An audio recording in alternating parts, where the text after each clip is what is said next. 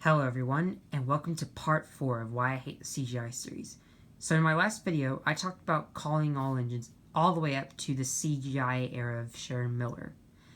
And so far, what I think of the CGI series is that this ruined my childhood of Thomas and Friends. I mean, the model series, when it was written by Britt Allcroft, actually felt like the best TV show I've ever seen. And the fact that CGI series exists just makes me so angry. Like, the CGI series is very awful. It makes me want to scream my head off and a bunch of other things. Like, I have so many complaints about the CGI series. Like, this is just so ridiculously bad. It's the worst thing I've ever seen related to Thomas. But now we talk about 2013, and this is when everything changed. So in 2013, a guy named Andrew Brenner came into the show. And I think what happened was that he saw what the Sharon Miller was about, and he saw that Thomas the Tank Engine was starting to go downhill. And Andrew Brenner actually came to the rescue for this show, and he actually helped me flush my anger down the drain. And let me explain. So, Andrew Brenner created a Thomas the Tank Engine movie called King of the Railway. And what is King of the Railway? Well, it's about a very old engine named Stephen and a castle named Ulfstead Castle. I don't know much about the plot because I haven't seen King of the Railway in a while. But when I saw that Andrew Brenner brought back Jack, I was so amazed. And the fact that he made a beautiful movie as King of the Railway isn't my favorite because even though Andrew Brenner may have rewritten Thomas to be better, I could still not get over the CGI era. Like the CGI animation in general. Like, I still can't get over that. I still feel a little mad, but when I saw that Andrew Brenner was rewriting these stories to feel like season 1 through 7 as Britt Allcroft written them, it actually had me so happy. Like, I felt a lot better. My anger issues of the CGI series were starting to disappear, and Andrew Brenner is like Britt Allcroft, except CGI wise. He actually started to add realism to these stories. The characters are no longer out of character, thank goodness for that. I mean, Thomas still makes a few mistakes, but he isn't as bad as before. Like, season 8 onwards was where he was pushed to his extreme, and a few other characters were out of character as well. But then Andrew Brenner fixed those problems. And ignore the noises if you hear them in the background. Anyways, so let's see.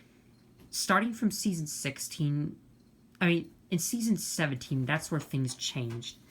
Now, there are a few things that are interesting. So, at first, when I saw that Rosie, Paxton, Stanley, Norman, and Stafford were characters in the Sharon Miller era, I just never actually cared about them, and I didn't like them as much as the other enjoyable characters that Britt Allcroft came up with.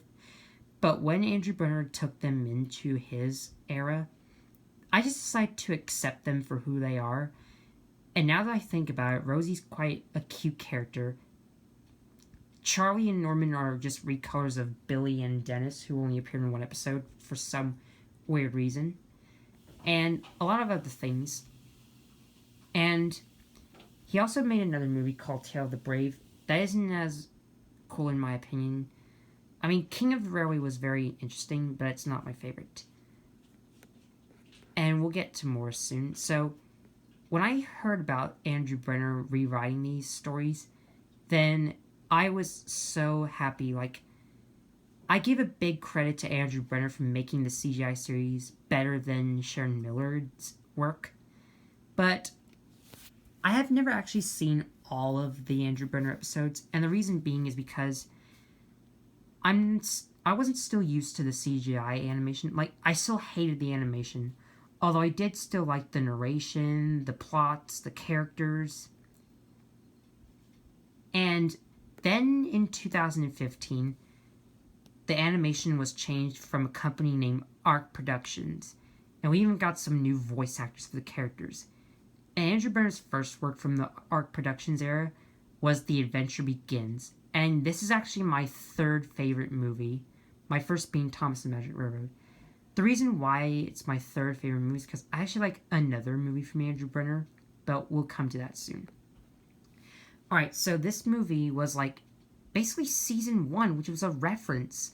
And what's even more cool is that James was painted black, like in the Railway series, and we even saw Thomas before he was painted blue. Like, Thomas was painted green at first, but he was recolored blue. And it's basically like season 1 where he rescues James, he meets Gordon and the other engines. Gordon pulls Thomas too fast, and a few other season 1 references. So that's why it's my third favorite movie. It's very cool, and it's not a shot-for-shot remake of the model era, but it's just reimagined as if it was in the CGI era. So I thought The Adventure Begins was cool. Andrew Brenner also made another movie, and before I forget, I want to say that Andrew Brenner brought back some old characters, like important ones like Duck, Donald, Douglas, Harvey, and Duncan. Like, Andrew Brenner is so amazing. And I was even shocked when he brought back Daisy, as well as Rex, Mike, and Bert from the Railway series. Like, that's a very shocking thing, and a very awesome one at that. So, in season 20, Andrew Brenner actually made 3 episodes that were based off Audrey's stories: Mike's Whistle, Useful Railway, and Tit for Tat. And this is one of my least favorite movies, Soda's Legend of the Lost Treasure. I find it as kind of a sad movie because Thomas is told off by Sir Topham Hatt after he causes an accident. And what's even harsh is that Thomas's branch line gets taken away for a purple engine named Ryan. Ryan isn't too bad of a character, but I feel so bad for Thomas. Although it is cool that he works with Skiff to find some lost treasure, but Sailor John tries to steal the treasure and Thomas comes to the rescue, and they celebrate at the end, which is amazing. So yeah, Andrew Brenner was as good of a writer as Burt Allcroft, but there were a few things that I still hated from the CGI era. But Andrew Brenner isn't a bad person. Like, Andrew Brenner and Burt Allcroft are the gods of writing. And then we come to my second favorite movie, The Great Race.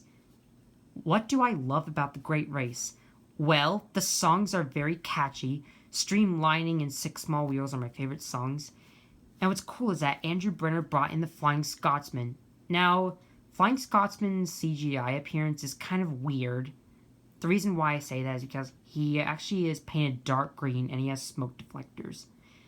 I do wish that Andrew Brenner could have actually made the Flying Scotsman represent the Railway series, so that it would appeal to the fans of the Railway series. In Tenders for Henry, they never had the budget to complete the Flying Scotsman, but Andrew Brenner decided to bring him into The Great Race, which is amazing. And this is actually one of my other favorite characters from the CGI series, aside from Hero. Ashima. I love Ashima to death. Like, she's one of my favorite characters. I love her voice actress. I love the fact that she teaches Thomas to be himself and not to change his look. Because it's always good to be yourself because you're special just the way you are. And a few other things. And it was interesting that they brought in 12 new characters. And there were even some new characters from season 20, like Hugo the Rail Zeppelin and Philip the Box Cab Diesel, who appeared in The Great Race. And one thing I least liked was that Thomas had this idea to be streamlined, but Topham Hatt was pretty selfish and gave that idea to Gordon. But one sad thing is that Gordon lost the race, and Thomas was the only Soda engine who won, as well as Ashima. So there are 2 winners, but Thomas just won for helping Ashima. Thomas actually did a good job in the shunting competition, and I'm very happy that he won. Like, this is why I love The Great Race. Like, this is actually my second favorite movie. It's so good. It's one of the things I seem to like about the CGI series. The only thing I seem to like about the CGI series, as well as the Andrew Brenner era. But apparently the good times weren't meant to last, which is very sad in my opinion.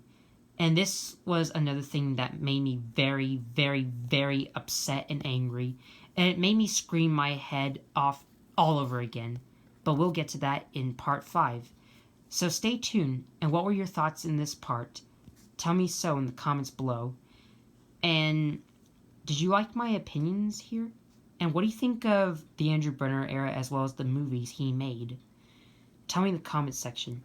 So thanks for watching, and stay tuned for part 5 on Tammy 2009.